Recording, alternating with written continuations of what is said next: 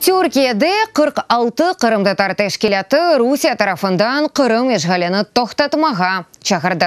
Netice olarak bu toplaşıvda 43 teşkilat ve 3 fond tarafından kabul edilgen dünya topluluğunu Kırım işgalini toxtatmaq çağırıvı ile rezolütsiya peyda oldu. Tefsilatlıca Nevbet'teki lafımızda.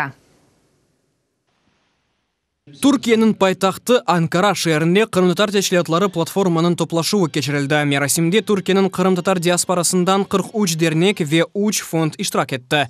Farklı şehirlerden kelgen faaller özara istişare etip bir-birinin fikir paylaşımında bulundu.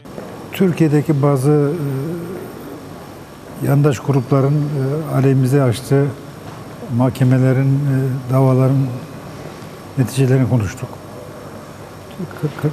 Kırım teşkilatlarının faaliyetlerini daha da sıklaştırarak Atavatanımıza, soydaşlarımıza nasıl fayda sağlayacağımızı gündeme getirdik. Kırım'ın Rusya tarafından işgalinden sonra bu zamana gelgen vaziyet ne? Ve Rusya'nın propagandasına karşı nasıl bir tedbirler almak gerek? Bizim halkımızın sesin, Kırım'da yaşalgan baskılar, zulümler, bizim insanlarımızga yapılgan haksızlıklar neler olganı ve bunlara karşı hep beraber nasıl kureyş alıp varacağız? Bunlar hakkında bir meselelerini gözden geçirdik. Rusya hakimiyetinin Kırım işgalini dünyaya tanıttırma talaplarına ve Türkiye ile birlikte çeşit halkara platformalarında Rus propagandasının mekanizmlarına karşı nasıl tedbirler alınacakları hakkında müzakere edildi. Ondan da gayrı platform azaları tarafından alhazırda Kırım'daki insan hakları ihlalleri de hatırlatıldı. Kaybolan pek çok kardeşimiz var. Hala pek çoğundan haber alamadık. Erbil örneği gözümüzün önünde.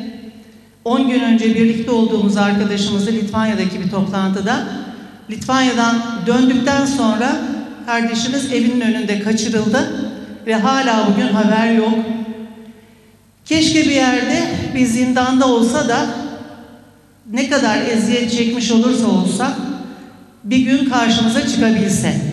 Toplaşu devamında milli derneklerinin yıl devamında geçirilgen medeni, siyasi ve içtimai faaliyetleri de tarif edildi. Sonunda ise Türkiye'deki Kırım Tatar teşkilatlarının netice deklarasyası yayınlandı. Türkiye'deki bütün Kırım Tatar teşkilatlarının Kırım'ın Rusya tarafından işgaline karşı olganı, bu işgaline asla boysunmayacakların, menimsemeyeceklerin ve Kırım Tatar Milli Meclisi'nin, Kırım Tatar halkının ve yolbaşçımızın yanında olganın prensip olarak karar aldık. Bunun hakkında da rezolüsyada da birinci madde olarak bunu koymanı kararlaştırdık.